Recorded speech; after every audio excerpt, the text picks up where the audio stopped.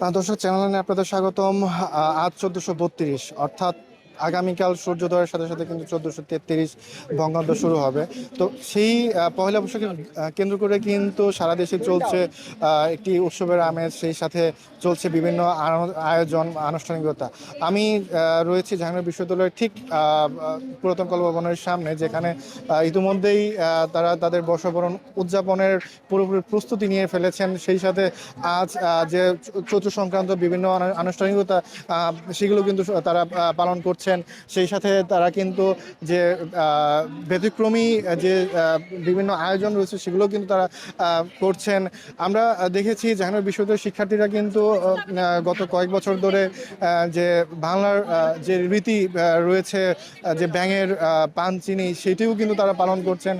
কিছুক্ষণ আগ মুহূর্তে যে বর্ষে যে ব্যাঙ এসেছেন পুরাতন কলা ভবনের সামনে, সেখানে যে বরের যে রীতি অনুযায়ী তাকে কিন্তু সেই যে গেটে একটি সম্মান, যে একটি 10,000 টাকা মূল্যের যে একটি যে লোহা বা 10,000 মূল্যের মুদ্রা বিনিময়ের মাধ্যমে কিন্তু তারা ভিতরে প্রবেশ করেছেন। সেই সাথে যে তাদেরকে কিন্তু কনের সামনে ইতিমধ্যে কনের সামনে নিয়ে যাওয়া হয়েছে। সেখানে তাদের যে লগ্ন অনুযায়ী কিন্তু তাদেরকে কিন্তু বিয়ে দেওয়া হবে এবং তাদের যে পুরুষ ব্যাংক রয়েছে তার হাতে কিন্তু তুলে দেওয়া হবে।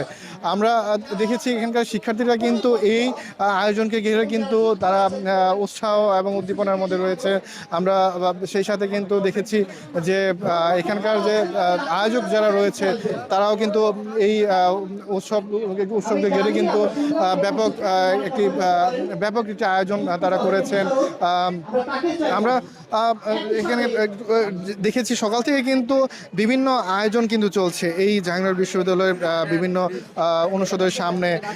আমরা যতটুকু জানি যে আগামীকাল পহেলা বৈশাখ, সেই উপলক্ষেও কিন্তু তারা বিভিন্ন আয়োজনের প্রস্তুতি নিয়েছে।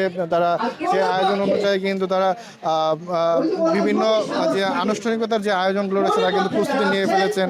আমরা দেখতে পাচ্ছি যে ইতিমধ্যে কিন্তু বর এবং কনেকে কিন্তু একসাথে রাখা হয়েছে, তাদেরকে ইতিমধ্যে কিন্তু বিয়ে দেওয়া হয়েছে বলে আমরা জানতে পেরেছি।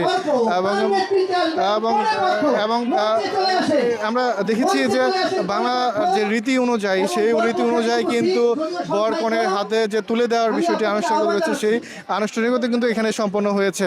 তবে আমরা আরেকটি তথ্য একটু জানিয়ে রাখি যে এই আয়োজনগুলোকে কেন্দ্র করে কিন্তু যে পুরো এলাকায় যে তাদের নিজস্ব নিরাপত্তা ব্যবস্থা, সেই সাথে ভলেন্টিয়ার রেখেছেন এই বিশ্ববিদ্যালয় কর্তৃপক্ষ। আমরা একটা তথ্য যদি জানিয়ে রাখি যে এই বিশ্ববিদ্যালয় কর্তৃপক্ষ কিন্তু যে শুধু যে আজ চৈত্র সংক্রান্ত আনুষ্ঠানিকতাই করেনি, বিভিন্ন আগামীকাল সাংস্কৃতিক অনুষ্ঠান এবং বিভিন্ন অনুষদের সামনে তারা বিভিন্ন আয়োজনের যে প্রস্তুতি তারা নিয়েছেন। যদি আমি একটু তথ্য যদি জানিয়ে রাখি যে আগামীকাল ঠিক সকাল 9টা থেকে কিন্তু এই আনুষ্ঠানিকতা তারা শুরু করবেন। জাহাঙ্গীরনগর বিশ্ববিদ্যালয় থেকে এই ছিল সর্বশেষ।